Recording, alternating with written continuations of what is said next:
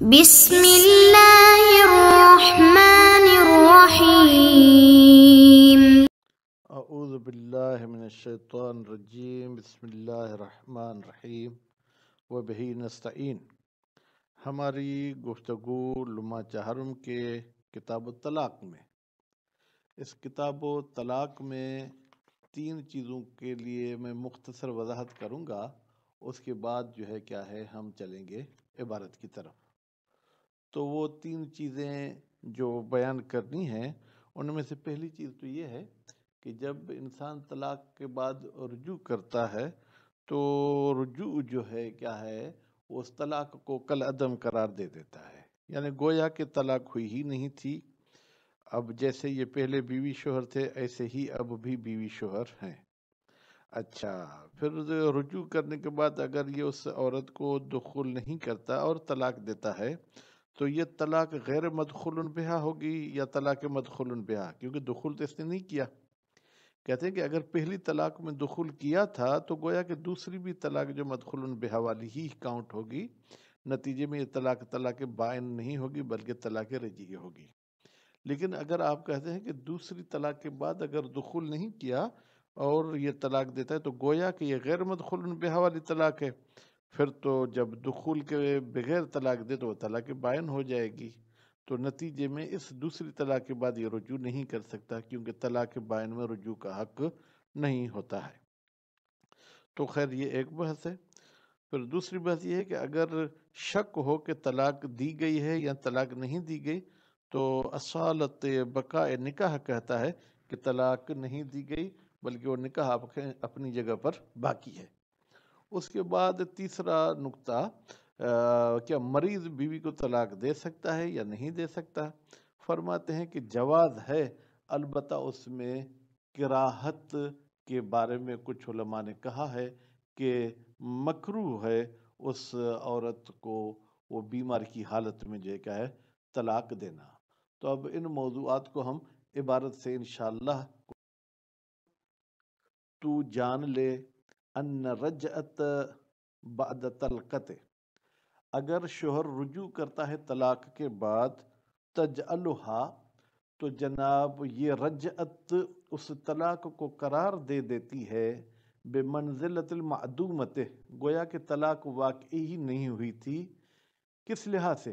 بنسبت الی اعتبار حالہا، اس لحاظ سے کہ اس عورت کی حالت وہی ہوگی جو طلاق سے پہلے تھی۔ کیا مطلب؟ یعنی طلاق سے پہلے بھی شوہر کے لیے حلال تھی، اب بھی حلال ہے۔ وَإِن بَقِيَ لَهَا، اگرچہ اس طلاق کا کچھ نہ کچھ اثر باقی رہے گا، مثلا جیسے 3 طلاقوں کے بعد محلل کی ضرورت ہوتی ہے تو اس حوالے سے یہ حساب میں آئے گی کہ ایک طلاق یہ ہے یا دوسری طلاق ہے۔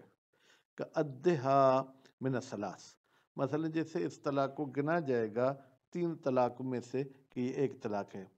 فَيَبْقَى حُکْمُ الزَّوْجِیَّۃِ، تو باقی رہے گا زوجیت والا حکم بعدہا، جناب بعدہا کا مطلب کیا ہے؟ یعنی اس رجوع کے بعد، اس رجعت کے بعد، گویا کہ یہ ابھی بھی کیا ہے وہ اس مرد کی بیوی ہے۔ کما کان قبلہا، جیسے اس طلاق سے پہلے اس کی بیوی تھی۔ فَإِذَا كَانَتْ مَدْخُولًا بِهَا قَبْلَ الطلاق، تو جب یہ عورت مدخولاً بہا تھی طلاق سے پہلے، ثم طلقها، پھر شوہر نے اس بیوی کو طلاق دے دی، وراجع، اور پھر رجوع بھی کیا، ثم طلق، پھر رجوع کے بعد طلاق دے دی، یکون طلاقہ، تو پھر اس مرد کی طلاق ہوگی کون سی طلاق؟ طلاق مدخول بہا، گویا کہ مدخول بہا کو طلاق دی، حالانکہ اس دوسرے رجوع کے بعد دخول نہیں کیا تھا، پہلے دخول کیا تھا۔ لا طلاق غیر مدخول بہا، ایسے نہیں ہے کہ ہم کہیں گے کہ اس عورت کے ساتھ چونکہ رجوع کے بعد اس نے دخول نہیں کیا لہذا یہ طلاق غیر مدخول بہا ہے، نتیجے میں طلاق بائن کر دیں، نظر کرتے ہوئے الا ان رجعتہ بمنزلت تزویج جدید، کہ بھائی یہ جو رجوع کیا ہے گویا کہ اس نے نئی شادی کی ہے۔ فیکون طلاقها، پھر اس بیوی کو طلاق دینا رجوع کے بعد، واقعاً، گویا کہ یہ طلاق واقع ہو رہی ہے، علی غیر مدخول بہا، جیسے کہ اس عورت کے ساتھ اس نے دخول نہیں کیا تھا. کہتے ہیں ایسا نہیں ہے. کیوں ایسا نہیں ہے بلکہ یہ مدخول بہا والی طلاق ہے؟ لما عرفت، اس لیے کہ آپ پہچان چکے، من ان رجعت، بتحقیق اس رجعت نے، رجوع کرنے نے، اسقطت حکم طلاق، طلاق کے حکم کو اس نے ساکت کر دیا ہے. ولولا ذالک، اگر طلاق کا حکم ساکت نہ ہوتا پھر تو لم یمکن طلاق و ثلاثن، پھر تو اس بیوی کو تیسری طلاق دینا ممکن ہی نہیں ہوتا. کیوں؟ اس لیے کہ دوسری کے بعد جب رجوع نہیں کر سکتا تو پھر تیسری طلاق کہاں سے دے گا، کیونکہ دوسری تو آپ بائن مان رہے ہیں. وَإِنْ فَرَّقَ طَلَقَاتَ عَلَى الْأَطْهَارِ مِنْ غَيْرِ دُخُولٍ، ان کو انہیں وصلیہ لے لیں، اگرچہ یہ طلقات کو جدا جدا انجام دے مختلف طہروں پر بغیر دخول کے، لیکن پہلی طلاق کے بعد دخول ہوا تھا تو گویا یہ تمام طلاقیں مدخول بہا کے ساتھ واقع ہوں گی.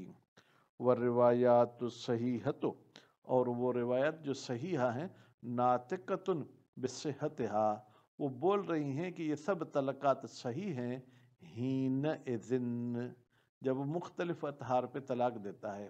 وقضا، اور ان روایات کی طرح، فتوی الاصحاب، علماء کرام بھی کہتے ہیں کہ یہ طلقات صحیح ہیں، الا من شذ، مگر جیسے ابن بکیر صاحب جو کیا ہے اس کے مخالف تھے تو ایسے کوئی شاذ نادر ہوں گے.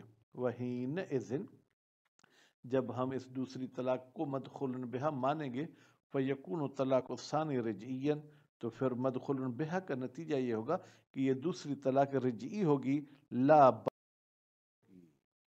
وَإِنْ وَقَعَ، اگرچہ یہ دوسری طلاق واقع ہوئی ہے، بغیر مدخول بہا، اس عورت کے ساتھ دخول نہیں ہوا تھا. کب؟ بنسبت لما بعد رجعت، رجعت کے بعد. فإنها، بتحقیق یہ عورت مدخول بہا، یہ مدخول بہا ہے رجعت سے پہلے. وہو کافن، یہی رجعت سے پہلے مدخول بہا ہونا کافی ہے طلاق کے رجعی ہونے میں. وتحتاج المطلقۃ، اور محتاج ہے طلاق والی عورت، مطلقاً، چاہے محلل کی ضرورت ہو چاہے محلل کی ضرورت نہ ہو، یا یوں کہیں مطلقاً، چاہے اس دوسرے رجوع کے بعد دخول کیا ہو یا نہ کیا ہو، کمال طلقات ثلاث، جب 3 طلاقیں مکمل ہو جائیں. الی المحلل، یہ الی المحلل جار مجرور متعلق ہے جناب تحتاج کے. للنص والاجماع، نص بھی کہتی ہے کہ 3 طلاق کے بعد محلل کی ضرورت ہے، اجماع بھی کہتا ہے کہ محلل کی ضرورت ہے. وہ مخالفت من سبق ذکرہ، اور مخالفت کرنا اس مولوی کا جس کا ذکر گزر چکا، وہ کون تھا؟ ابن بکیر.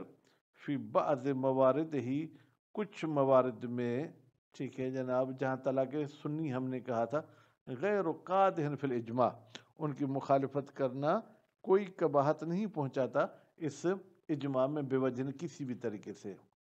ولا یلزم الطلاق، طلاق لازم نہیں ہوتی بے شک، شک کے ذریعے. کس میں؟ فی ہے، اگر ہمیں طلاق میں شک ہو. کیوں؟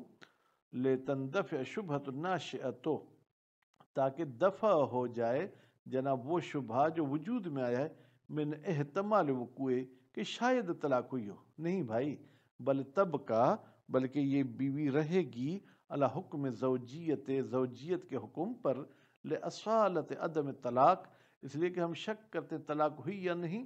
اصل یہ ہے کہ طلاق نہیں ہوئی، وہ بقاء نکاح، اور نکاح باقی ہے. لیکن بھائی تقوی اور احتیاط مد نظر رکھنا چاہیے. لا یخفى الورع فی ذالک، یہاں پر جو کیا ہے پرہیزگاری کو جو ہے کیا ہے مخفی نہیں رکھنا چاہیے اس مسئلے میں. کیا مطلب؟ یعنی اگر شک در طلاق ہوا ہے تو احتیاطاً آپ دوبارہ نکاح پڑھ لیں.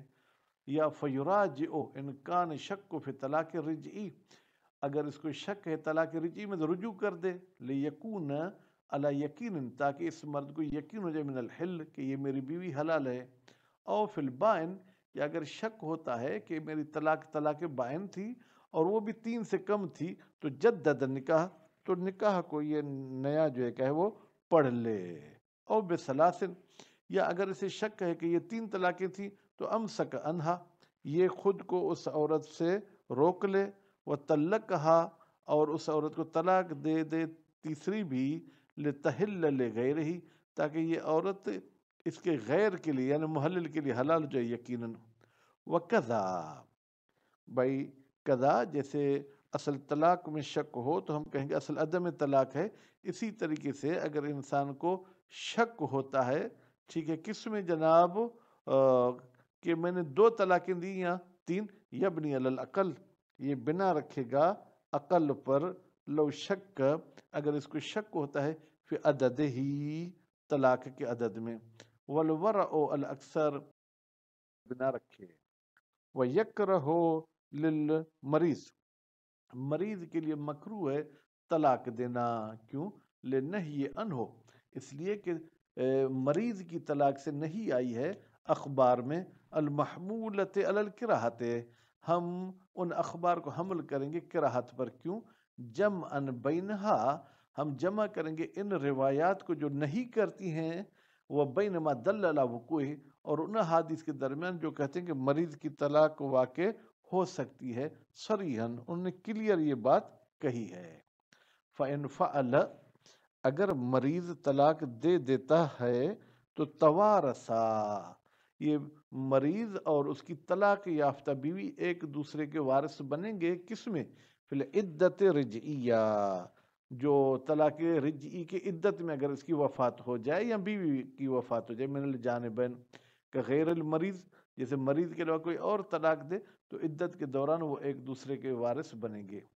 وَتَرِثُهُ ہِیَ، اور اس مریض کی وارث بنے گی موت کے بعد، لازمی موت کے بعد ہی میراث ہوگی، فی البائن، بائن طلاق میں، رجعی میں، الی سنتن، 1 سال تک، من حین طلاق سے 1 سال گزرنے تک، اگر یہ سال کے اندر مر جاتا ہے، کیوں؟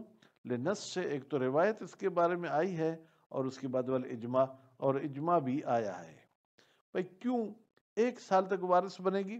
وَرُبَّمَا عُلِّلَ، اور علت بیان کی گئی ہے کس کی؟ بتہمہ، کہ شوہر پر تہمت ہے، شاید اس نے بیماری دیکھ کے اس کو طلاق دیا تاکہ بے ارادت اسقاط ارثہا، بیوی کا ارث جو ہے کیا ہے یہ شخص ختم کر دے، تو پھر کیا ہوگا؟ فَيُؤْخَذ یا فَيُؤَاخَذ، اس مرد کا مؤاخذہ کیا جائے گا، بِالنَّقِیضِ مطلوبہ، اس کے مطلوب کی الٹ، یہ چاہتا تھا کہ وہ میراث سے محروم ہو، ہم کہیں گے نہیں، وہ تمہاری میراث میں حصے دار ہوگی، وَهُوَ لَا يَتِمُّ، اچھا یہ جو تہمت والا مسئلہ تھا یہ کمپلیٹ نہیں ہوگا، حیث تسألہ الطلاق، جب عورت خود اسے کہے کہ مجھے طلاق دے دو، او تخالعہ، یا عورت اسے کہتی ہے کہ مجھے طلاق خلع دے دو، او تبارئہ، یا عورت اسے کہتی ہے کہ مجھے طلاق مبارات دے دو۔ والاقوی عموم الحکم، اقوی یہ ہے کہ یہ 1 سال کے میراث والا حکم عام ہے، چاہے طلاق رجعی ہو، چاہے طلاق بائن ہو، یا یوں کہیں چاہے عورت خود طلاق کی ڈیمانڈ کرے یا نہ کرے، لإطلاق نصوص، کیونکہ نصوص مطلق ہیں جو کہتے ہیں کہ 1 سال تک میراث میں حصے دار بنے گی عورت، البتہ اس کی شرط ہے ما لم تتزوج بغیرہ، جب تک اس مریض کے علاوہ کسی اور کے ساتھ شادی نہ کرے، ایک صورت اگر شادی کرے گی تو میراث میں حصہ نہیں ہوگا، او یبرأ من مرضہ، یا یہ شخص جو ہے کیا ہے ٹھیک ہو جائے بیماری سے، فینتفی ارثها، تو نتیجے میں اس عورت کا ارث منتفی ہوگا، البتہ کب؟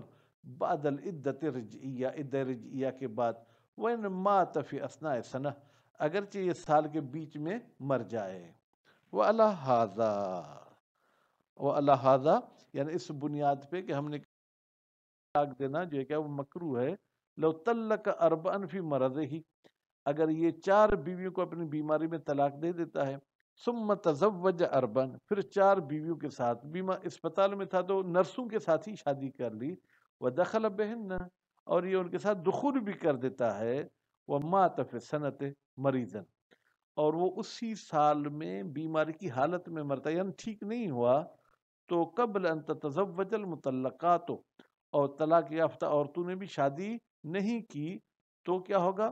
ورث ثمانیہ، تو یہ 8 بیویاں وارث بنے گی کس کے؟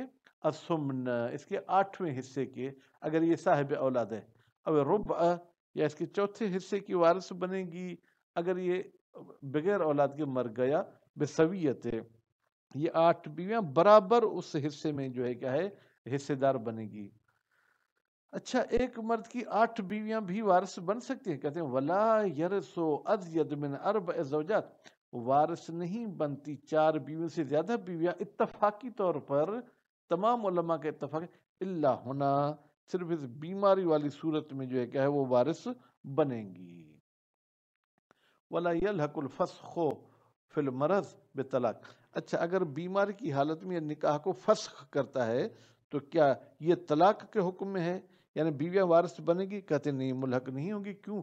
عملا بالاصل، عمل کرتے ہم کس پر؟ اصل پر۔ اصل یہ ہے کہ عدم الحاق، ٹھیک ہے جناب، فسخ جو ہے کیا ہے وہ نکاح طلاق کے ساتھ ملحق نہیں ہوگا۔ وصلی اللہ علی محمد و آل محمد۔